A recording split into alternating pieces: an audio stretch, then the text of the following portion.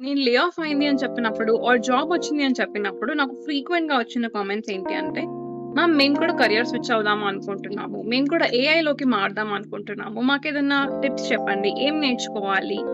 ఇలా నాకు చాలా కామెంట్స్ వచ్చాయన్నమాట. సో నేను దాన్ని అడ్రెస్ చేస్తూ నాకు ఉపయోగపడి నేను యూజ్ చేసిన 3 టిప్స్ అయితే చెప్తాను. సో ఇది ఏఐ రిలేటెడ్ అనే కాదు. మీరు ఎలాంటి కెరియర్ స్విచ్ అవ్వాలి అనుకున్నా సరే ఈ టిప్స్ అయితే హెల్ప్‌ఫుల్ అవుతాయి. So save it for your future. Number 1 మనందరం కామన్‌గా చేసే మిస్టేక్ ఏంటి అంటే రాండమ్‌గా మనం జాబ్స్ అప్లై చేసేస్తాం. అంటే మనం నౌకరీలోనో లేదా లింక్డ్ఇన్‌లోనో లేదా ఏదైనా సరే కంపెనీ వెబ్‌సైట్స్‌లోనో మనము జాబ్స్ చూస్తూ ఉంటాం. సో మన ఫస్ట్ థాట్ ఏముంటుంది అంటే మన కరెంట్ ప్యాకేజ్ కంటే కూడా హైక్ ఉండే జాబ్స్ ఏమున్నాయి? మనం ఇలా ఆలోచిస్తూ ఉంటాం. But that is the biggest mistake we do. మనం ఎప్పుడైనా సరే మనం ఏ రోల్‌కి మూవ్ అవ్వాలనుకుంటున్నాం, ఏ టీమ్‌లో వర్క్ చేయాలనుకుంటున్నాం, లేదా ఏ ఇండస్ట్రీలో వర్క్ చేయాలనుకుంటున్నాం, ఇలా మనం చాలా స్పెసిఫిక్‌గా ఉండాలి. So first thing is be specific of whatever role that you want to move. Next number 2 మనం ఒకటే రెజ్యూమే పెట్టేసుకొని అన్ని జాబ్స్‌కి అప్లై చేస్తూ ఉంటాం.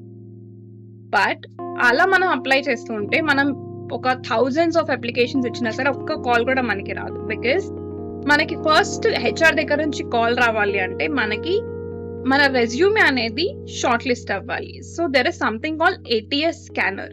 ఈ ఏటీఎస్ స్కానర్ ఏం చేస్తుంది అంటే ఆ స్పెసిఫిక్ జాబ్ రోల్లో ఉన్న కీవర్డ్స్ మన రెజ్యూమేలో ఉన్నాయా లేదా అనేది మ్యాచ్ చేస్తుంది. ఓన్లీ మన కీవర్డ్స్ అనేవి మ్యాచ్ అయినప్పుడు మాత్రమే మన రెజ్యూమే అనేది షార్ట్ లిస్ట్ అవుతుంది. ఆ రెజ్యూమే షార్ట్ లిస్ట్ అయినాకనే మనకి ఫర్దర్ కాల్స్ వస్తూ ఉంటాయి. So you should always customise your resume with the particular job role that you're applying. Number 3 have your personal portfolio.